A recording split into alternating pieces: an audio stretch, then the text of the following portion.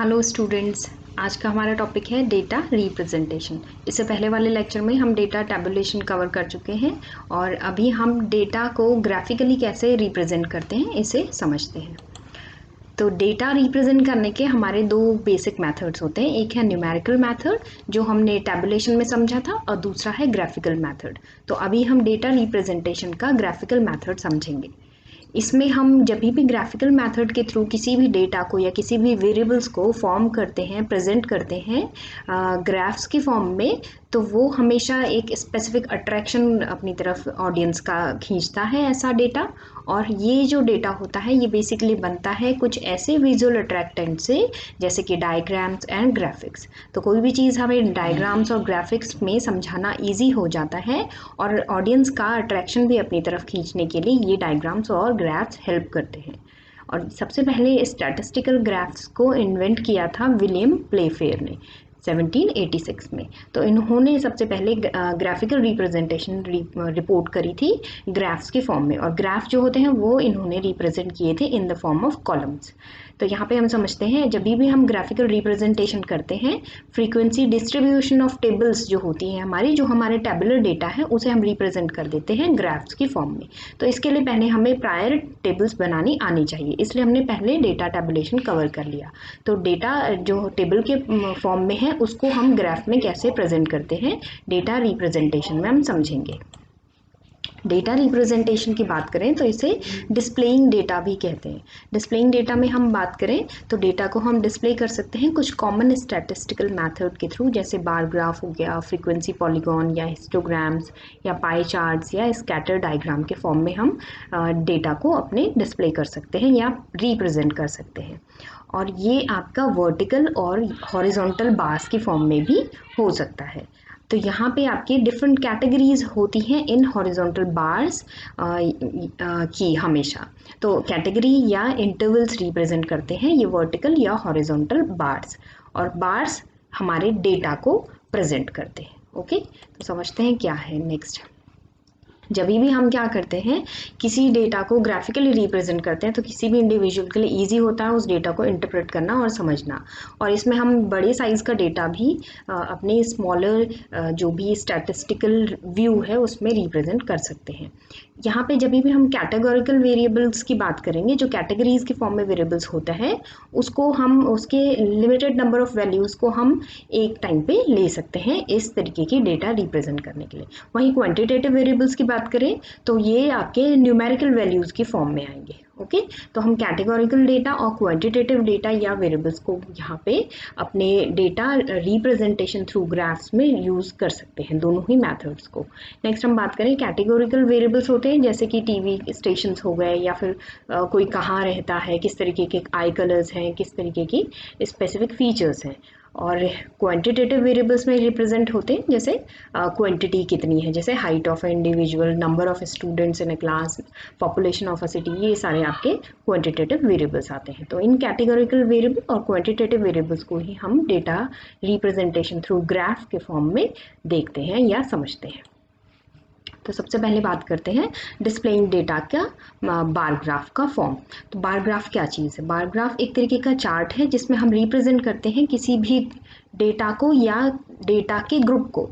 तो इसमें हम ग्रुप्ड डेटा को रिप्रेजेंट करते हैं रेक्टेंगुलर बार्स की फॉर्म में। और बार ग्राफ को हम बार चार्ट भी कहते हैं कई बारी, जिसमें हम डिफरेंट फ्रीक्वेंसीज जो होती हैं हमारे डेटा की, जो भी हमने फ्रीक्वेंसीज मेंशन की हैं डेटा की कि एक नंबर कितनी बार रिपीट हो रहा है, वो फ्रीक्वेंसीज को हम रिप्रेजेंट करते हैं बार्स की फॉर्म में। यहाँ पे जो भी आपके बार होते हैं वो रिप्रेजेंट करते हैं कि स्पेसिफिक क्लास को। तो यहाँ पे देखिए हम बार हमेशा वर्टिकल भी हो सकते हैं या फिर हॉरिजॉन्टल भी हो सकते हैं। वर्टिकल मतलब आपके ऊपर से नीचे आते हुए या नीचे से ऊपर जाते हुए वर्टिकल रिप्रेजेंटेशन भी शो कर सकते हैं। हॉरिजॉन्टल लेफ्ट से राइट या राइट से लेफ्ट इस तरीके के भी हो सकते हैं। और उन जो आपके बार्स हैं इनके बीच में स्पेसिफिक स्पेसिंग भी प्रेजेंट होती है। यहाँ पे वर्टिकल बार डायग्राम्स को हम हमेशा कॉलम बार डायग्राम्स या बार ग्राफ्स कहते हैं। देखिए हम यहाँ पे तो this is a kind of column representation in bars. तो बार ग्राफ में इस तरीके के कॉलम रिप्रेजेंट होते हैं। और बार डायग्राम्स चार फॉर्म्स में डिवाइडेड होते हैं: सिंपल बार डायग्राम, मल्टीपल बार डायग्राम, सब divided bar diagram and percentage bar diagram. तो समझते हैं सबसे पहले सिंपल बार डायग्राम क्या चीज़ है। यहाँ पे ईजीएस्ट फॉर्म में और सबसे सिंपल फॉर्म में हम अपने जो भी डेटा है उसको रिप्रेजेंट करते हैं in form of rectangular bars, और ये बार्स आपके वर्टिकल या हॉरिजॉन्टल हो सकते हैं। ये ध्यान में रखेंगे कि इसमें हम एक ही सिंगल कैरेक्टरिस्टिक को यूज़ करते हैं एट अ टाइम। जैसे ये हमारा एक टेबुलर रिप्रेजेंटेशन है डेटा का, तो इसमें हमने देखा टेबल में कि air of passing and number of students passed out of 100। तो सपोज 100 बच्चों की क्लास है और उसमें हर साल हम देखें तो हर साल 100 बच्चे एक स्कूल में एडमिशन ले रहे हैं। तो उसमें 2015 में 96, 2016 में 85, 100 में से इतने इतने बच्चे पास हो रहे हैं। ओके, तो हम अगर इसको सिंपल बार डायग्राम के फॉर्म में रिप्रेजेंट करेंगे तो कैसे करेंगे? तो दिस इज अ रिप्रेजेंटेशन 2015 में रिप्रेजेंटेशन आपके बिलो 100, और हम इससे पहले वाले में देखें तो 2015 में 96 स्टूडेंट्स पास हुए थे 100 में से, 2016 में 85 स्टूडेंट्स पास हुए थे, और इस ढंग से हम देख रहे हैं number of students passed in form of बार या फिर सिंपल बार डायग्राम्स। ओके, तो ये आपके बार्स हैं, रेक्टेंगुलर कॉलम्स, और ये हमने सिंपल बार डायग्राम को समझा है जिसमें हमने एक ही वेरिएबल का फॉर्म लिया है। नेक्स्ट हम देखें मल्टीपल बार डायग्राम। तो ये नाम से ही पता चल रहा है, जिसमें सिंपल में हम एक ही कैरेक्टरिस्टिक यूज़ कर रहे थे, तो यहाँ पे हम 2 या 2 से ज़्यादा बार्स को यूज़ करेंगे साइड बाय साइड, यानी कि मल्टीपल सेट ऑफ वेरिएबल्स को हम यूज़ कर सकते हैं और उनका कंपैरिजन भी एट अ टाइम कर सकते हैं।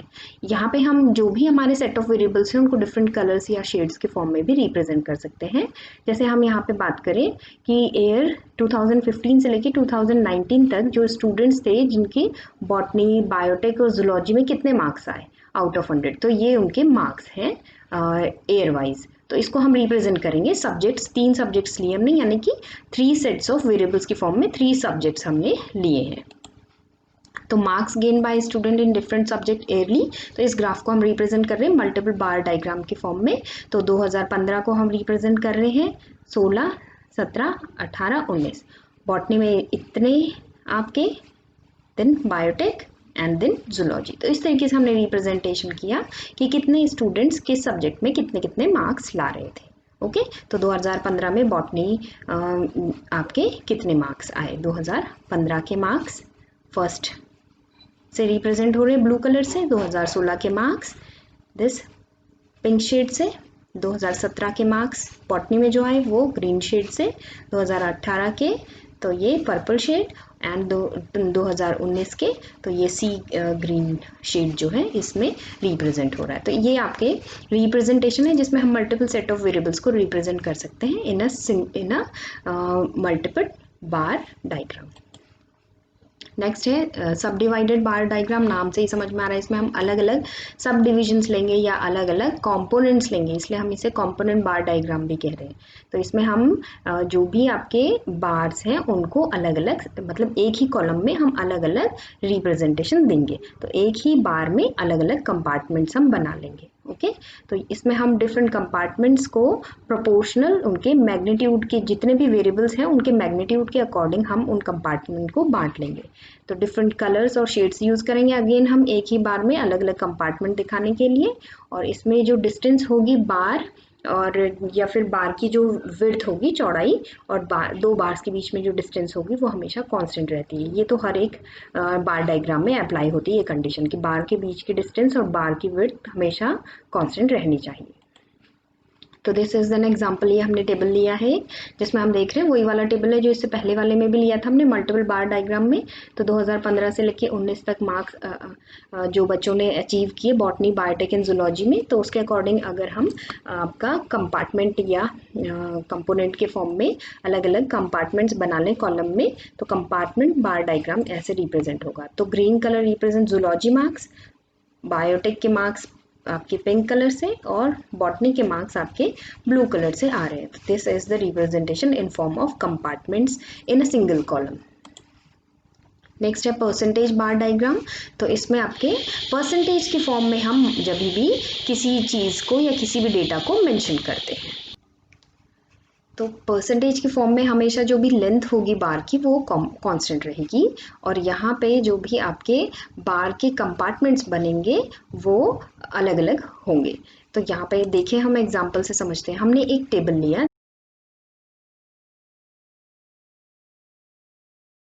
किया है जिसमें हमने बीएससी फर्स्ट ईयर या फर्स्ट सेम, थर्ड सेम और सिक्स सेम के मार्क्स हमने नंबर ऑफ स्टूडेंट्स हमने मेंशन किए। तो number of boys in first sem 2, number of boys in third same 4, number of boys in six same 3 और इसी रंग से number of girls 9, 13, 4 respectively in first, third and six same. तो total number of students देखें हम तो इनको calculate करके 11, 17 और 7 स्टूडेंट्स हैं respectively first sem, third same और सिक्स सेम में। इसी को हम अगर परसेंटेज के अकॉर्डिंग लिखें तो 11 को हम मान लेंगे 100% स्ट्रेंथ ऑफ द क्लास, 17 को हम मान लेंगे 100% स्ट्रेंथ ऑफ द क्लास और 7 को हम मान लेंगे 100% स्ट्रेंथ ऑफ द क्लास, क्योंकि total number of students represent this much of the value. Okay, तो अब हम क्या करेंगे, यहाँ पे टोटल स्टूडेंट्स हमने 100% से मेंशन कर दिया, परसेंटेज के अकॉर्डिंग ले लिया। अब इस परसेंटेज में से हमें निकालना है कि बॉयज़ की कितनी परसेंटेज है और गर्ल्स की कितनी परसेंटेज है। तो हमने यहाँ पे क्या किया कि जितने आपके नंबर ऑफ बॉयज़ थे वो आपके इस अब परसेंटेज निकालना आपको आता होगा, आई होप सो। हम क्या करेंगे, जितने भी आपके स्टूडेंट्स हैं, सपोज बॉयज़ का परसेंटेज निकालना है फर्स्ट सेम का, तो 2 आ गया आपका नंबर ऑफ बॉयज़ और टोटल नंबर ऑफ स्टूडेंट है 11, तो 2 देन आपके स्ट्रेंथ 11 डिवाइड हो जाएगा दोनों और मल्टीप्लाइड बाय 100, तो ऐसे करके वैल्यू आ जाएगी आपकी 18। ओके, तो ये आपके आगे number of percentage of boys, then number of girls भी हमने निकाल ली इसी अकॉर्डिंग। तो आप चाहे तो एक वैल्यू निकाल लें, जैसे नंबर ऑफ बॉयज़ की परसेंटेज निकाल ली तो उसमें से ही फिर माइनस कर लेंगे, तो 100 माइनस 18 करके 82 आ गया। जैसे ऐसे ही नंबर ऑफ बॉयज़ की परसेंटेज थर्ड सेम में निकाल ली तो 100 माइनस 23.5 करके 76 आ गया। इस तरीके से आप भी ये भी कर सकते हैं। तो परसेंटेज निकालने के लिए आपको नंबर ऑफ बॉय और girl divided by total number of student into 100 करना है सिर्फ। ओके, तो परसेंटेज इस ढंग से आपने निकाल लिया।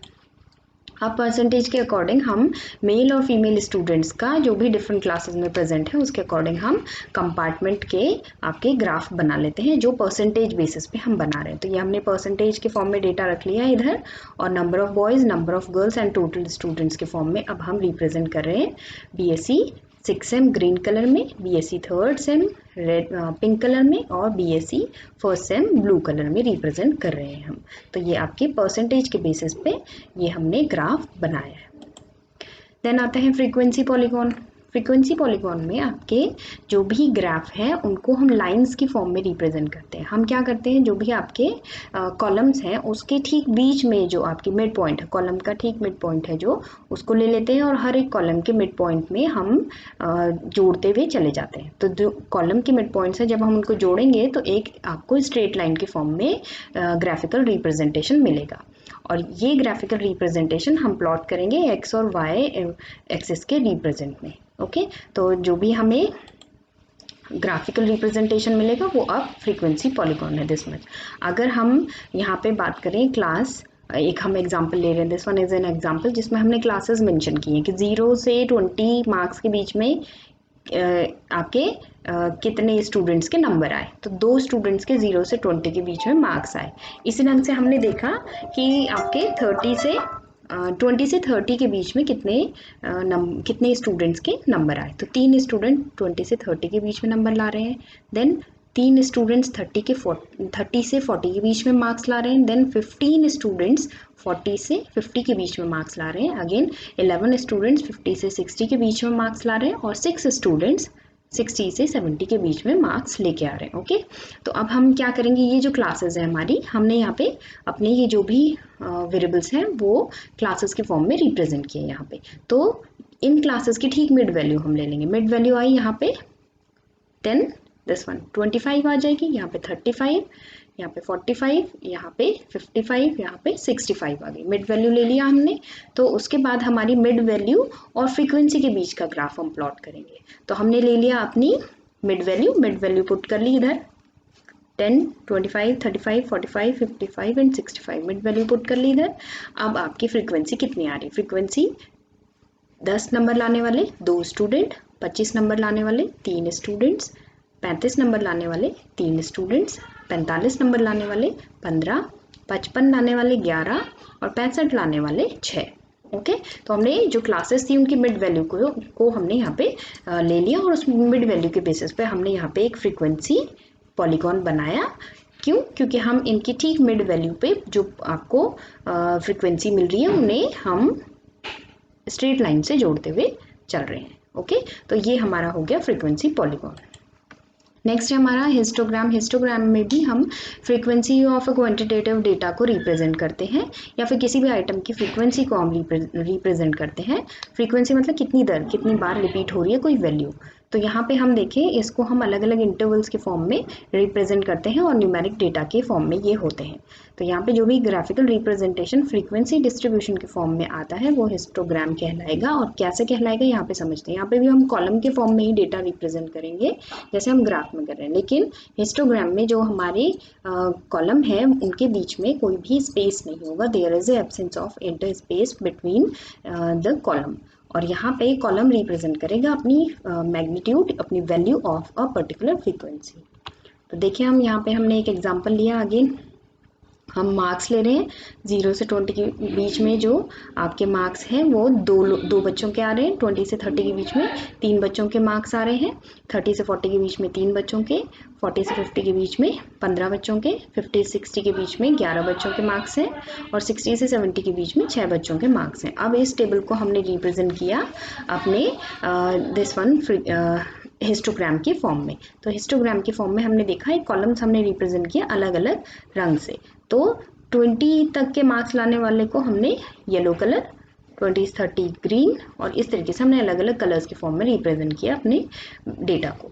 तो अब जो हमारे ये कॉलम्स हैं इनके बीच में हम कोई भी गैपिंग नहीं दे रहे और जो हमारा डेटा है वो क्लास इंटरवल्स की फॉर्म में है। तो जब भी हम क्या बनाते हैं, आपके हिस्टोग्राम बनाते हैं तो डेटा क्लास इंटरवल्स की फॉर्म में रहेगा। ओके और आपके जो भी कॉलम है उनके बीच में कोई स्पेसिफिक गैपिंग नहीं होगी। तो इसमें हम multiple data at a time present कर सकते हैं through using the histogram. Next है पाई चार्ट। पाई चार्ट को हम सर्कल ग्राफ भी कहते हैं या एरिया डायग्राम भी कहते हैं और इसमें हम प्रपोर्शन की फॉर्म में डेटा यूज़ करते हैं। तो हमें क्या करना है, एक सर्कल लेना और सर्कल में हमें 360 डिग्री का एक सर्कल है, उसमें हमें जो भी हमारे डेटा है उसको हमें अलग अलग कंपोनेंट में बांट देना है और उन कंपोनेंट्स को हमें 360 के प्रोपोर्शन में डिवाइड कर देना है। ओके तो 360 के प्रोपोर्शन में जब हम इसे डिवाइड करेंगे तो आपका जो भी आर्क लेंथ आएगी हर एक सेक्टर की, हर एक डेटा की या हर एक वेरिएबल की, वो रिप्रेजेंट करेगी frequency of a data. Okay तो समझते हैं हम एग्जाम्पल से। तो यहाँ पे अभी हम देखें तो इस तरीके से आपके पाई चार्ट्स रिप्रेजेंट होते हैं। इतने बायोमासेस हैं, one is the number of hydros, solar, biogas, wind. तो ये आपकी एनर्जी फॉर्म्स हैं इस पाई डायग्राम के फॉर्म में। देखते हैं हम यहाँ पे फॉर्मूला क्या निकलता है। हमने देखा जो सर्कल है उसका टोटल एंगल 360 डिग्री है। तो हम यहाँ पे एंगल ऑफ अ सेक्टर, एक सेक्टर का एंगल कैसे निकालेंगे, एक सेक्टर का एंगल निकालेंगे हम value of the category, biomass की कितनी वैल्यू है, over total value of all category, सारी कैटेगरीज की total values into 360। Okay value of category, एक कैटेगरी की value multiply divided with total value of all category multiplied with 360 कर लेंगे। Okay तो ये इस तरीके से हम किसी भी एंगल किसी भी सेक्टर का एंगल निकाल लेंगे। तो सबसे पहले हमें क्या करना है, एक सर्कल ड्रॉ करना है किसी भी रेडियस का और उसमें हमें ये एंगल्स निकालने के बाद आपको जो भी आपके सेक्टर हैं उनको लेबल करना है। तो हमारे पास एक टेबल है और यहाँ पे हम देख रहे हैं मार्क्स 30, 40, 50, 60, 70, 80 मार्क्स हैं ये। और ये नंबर ऑफ स्टूडेंट्स जो फ्रीक्वेंसी के फॉर्म में है, 13 नंबर लाने वाला एक स्टूडेंट, 40 नंबर लाने वाले 2 और इस ढंग से 80 तक हम देख रहे हैं 3 स्टूडेंट्स 80 मार्क्स ला रहे हैं एक क्लास में। तो अब हम क्या करेंगे, जो हमारा इससे पहले वाला डेटा था ओके इसको हम मॉडिफाई करेंगे और अब हमें एंगल ऑफ सेक्टर निकाल लेना है। ठीक है ना, एंगल ऑफ सेक्टर हम उसी फॉर्मूला से निकालेंगे। यानी एंगल ऑफ सेक्टर के लिए हम क्या करेंगे, formula value of category divided by total value of category into 360।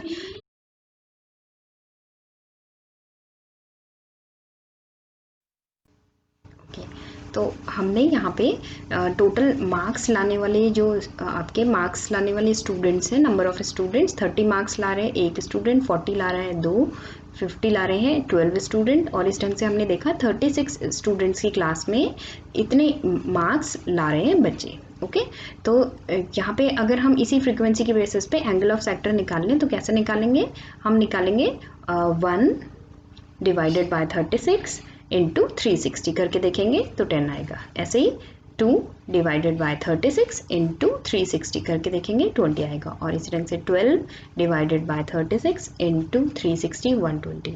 तो ये हमारे एंगल ऑफ सेक्टर्स हमने इस ढंग से निकाल लिए। तो अब हमारी जो आपके नई वैल्यूज़ हैं वो है मार्क्स और एंगल ऑफ सेक्टर की। अब हम इन मार्क्स को पुट करेंगे पाई डायग्राम बनाने के लिए या पाई चार्ट बनाने के लिए। तो हमने यहाँ पे क्या किया, एंगल ऑफ सेक्टर सबसे पहला दिस वन, ठीक है, दिस इज, अब ये हमने परसेंटेज में रिप्रेजेंट किया है। तो परसेंटेज के अकॉर्डिंग अगर हम देखें तो किस तरीके से आपका डेटा रिप्रेजेंट हो रहा है। 30 नंबर लाने वाले जो 100%, हम 36 को मान रहे हैं, 36 स्टूडेंट्स को 100% मान लेते हैं, तो ये परसेंटेज के बेसिस पे भी रिप्रेजेंटेशन दे सकता है आपका पाई डायग्राम। तो यहाँ पे आपके जो 30 नंबर लाने वाले स्टूडेंट्स हैं वो 1 है, this is in blue colour. इसी ढंग से 40 मार्क्स लाने वाले आपके 2 स्टूडेंट्स जो थे वो 20 डिग्री एंगल से रिप्रेजेंट होंगे। ओके, 50 मार्क्स लाने वाले आपके 12 स्टूडेंट्स जो थे वो 15 डिग्री, और इसी ढंग से आपके डेटा फर्दर प्रोसीड होते रहेंगे। ओके, तो हम यहाँ पे देख रहे हैं किस तरीके से आपके variables in form of angle of sector के फॉर्म में पाई डायग्राम में रिप्रेजेंट हो रहे हैं। नेक्स्ट हम देखें स्कैटर डायग्राम। स्कैटर डायग्राम में एक स्पेसिफिक प्लॉट होता है जिसमें कि डेटा आपकी स्कैटर्ड रहता है, फैला हुआ रहता है, और इसमें हम अलग अलग वेरिएबल्स के डेटा एक साथ भी रिप्रेजेंट कर सकते हैं, या फिर पेयर्स के फॉर्म में डेटा रिप्रेजेंट कर सकते हैं 2 अलग अलग वेरिएबल्स के। और यहाँ पे स्कैटर जो प्लॉट है वो हमेशा एक्स वाई एक्सेस के बेसिस पे बनता है, और यहाँ पे इन डेटा के बीच में क्या रिलेशनशिप है ये भी हम समझ सकते हैं। तो स्कैटर प्लॉट में हम ऑब्जर्व करते हैं रिलेशनशिप बिटवीन द वेरिएबल्स। तो ये हमने क्या किया, past students percentage year wise, तो number of pass student in percentage ले लिए हमने, और एयर ऑफ पासिंग ले लिया 2011 से 19 तक। और ये इतने परसेंट स्टूडेंट हर एक क्लास में पास हो रहे हैं। 2011 में 90% हुए, 2012 में 94, देन 13 में 89, और इस ढंग से 2019 तक 86% बच्चे पास हो रहे हैं हर साल अपनी अपनी क्लासेस में। तो ये हम इसको अगर स्कैटर डायग्राम में बनाएं तो नंबर ऑफ एयर्स को इस तरीके से रिप्रेजेंट कर रहे हैं हम, और पास स्टूडेंट की परसेंटेज हमने इधर ले लिया। तो हमारी एक्स और वाई एक्सिस के बेसिस पे हमने ये ग्राफ जो है प्लॉट कर लिया, और इसमें जो डेटा है हमारा वो स्कैटर्ड है, इस तरीके से बिखरा हुआ है। तो ना किसी लाइन से जुड़ा है, ना फिर किसी रेक्टेंगुलर बार से जुड़ा है, ना ही किसी फ्रीक्वेंसी पॉलीगॉन के फॉर्म में है। ये हमेशा इस तरीके का जो डेटा होता है वो स्कैटर प्लॉट के फॉर्म में रहता है। ओके, स्कैटर प्लॉट में हम अधिकतर रिप्रेजेंट करते हैं कोरिलेशन, किसी भी 2 अलग अलग, ये अभी मैंने एक ही वेरिएबल आपके पास स्टूडेंट का परसेंटेज और एयर ऑफ पासिंग लिया है, तो pass student versus year of passing के बेसिस पे हमने ये ग्राफ प्लॉट किया है। यहाँ पे हम और भी एस्पेक्ट एक साथ ले सकते हैं। तो यहाँ पे जब भी हम 2 वेरिएबल्स को कोरिलेट करने की कोशिश करते हैं तो यहाँ पे पॉजिटिव और नेगेटिव डिविएशंस की फॉर्म में भी डेटा रिप्रेजेंट होता है। तो पॉजिटिव कोरिलेशन यानी कि अगर हम एवरेज मान के चले 33% बच्चों को पास होना था एक क्लास में, तो उससे ज़्यादा अगर डेटा रिप्रेजेंट होता है तो पॉजिटिव कोरिलेशन, और नेगेटिव कोरिलेशन में अगर उससे कम डेटा प्रेजेंट होता है तो नेगेटिव कोरिलेशन होता है। और नो कोरिलेशन में हमेशा एवरेज चलेगा, कोई भी चेंज नज़र नहीं आएगा डेटा में। ओके, तो इस तरीके से हम स्कैटर प्लॉट को बना लेते हैं। तो this is all about the data representation.